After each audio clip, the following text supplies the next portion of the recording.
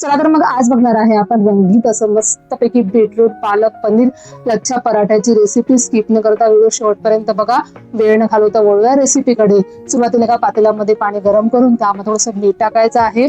त्यामध्ये स्वच्छ धुतलेली पालक टाकून त्याला आपल्याला बॉईल करायचं आहे. थोडंसं आपण 2-3 यामध्ये लसणाच्या पाकळ्या टाकायच्या आहे, त्याला पण बॉईल करायचं आहे, जेणेकरून आपल्या परोठ्याला जे आहे लसणाचा कच्चा पण आलं नाही पाहिजे.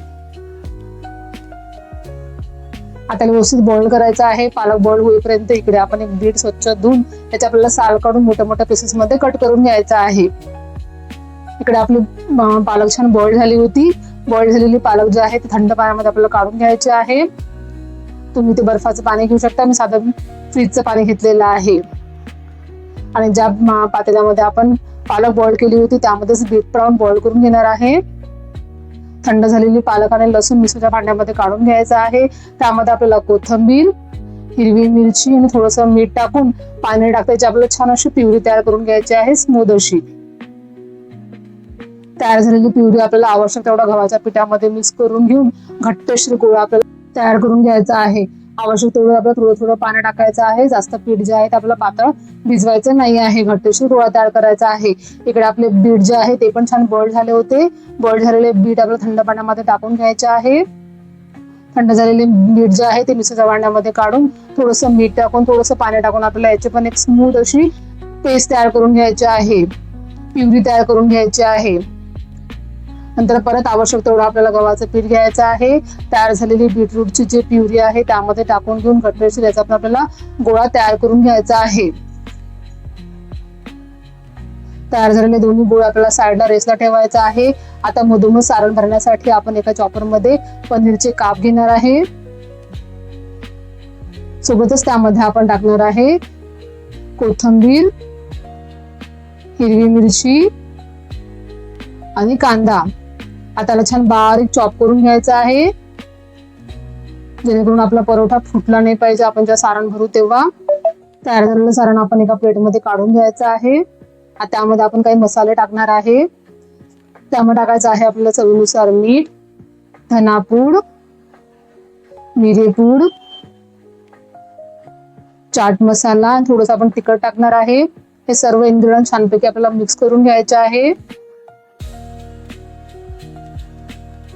व्यवस्थित मिक्स झाले.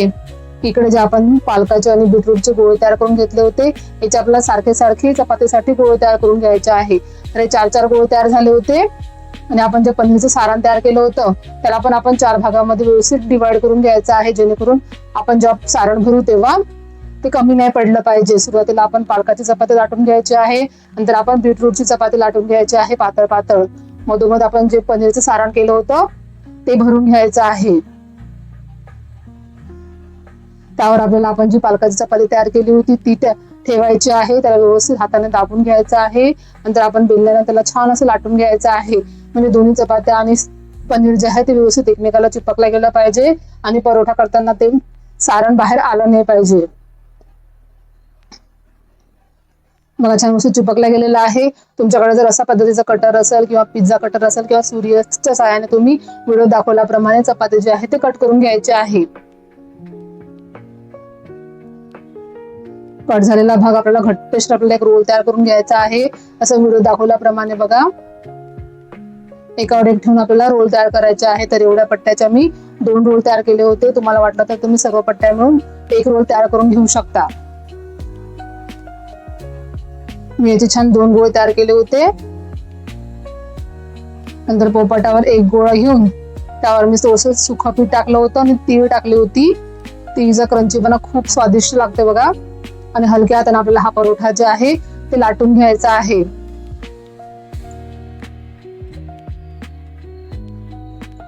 मस्त छान असा परोठा लाटून घ्यावा. कलर किती सुरेख आलेला आहे. नंतर तव्यावर मी तेल लावलं होतं, तुम्ही ते बटर किंवा तूपही लावू शकता. तेल अप्लाय केलं होतं तव्यावर. हा परोठा त्यावर टाकून आलटून पालटून क्रिस्पी होईपर्यंत पराठा छानपैकी शेकून घेतला होता. मग इथे सुरेख असा कलर आलेला आहे. दिसायला जेवढा तो सुंदर दिसतो ना, खायला तेवढाच तो स्वादिष्ट आणि अप्रतिम लागतो. आणि हेल्दी तर आहेच आहे सोबत.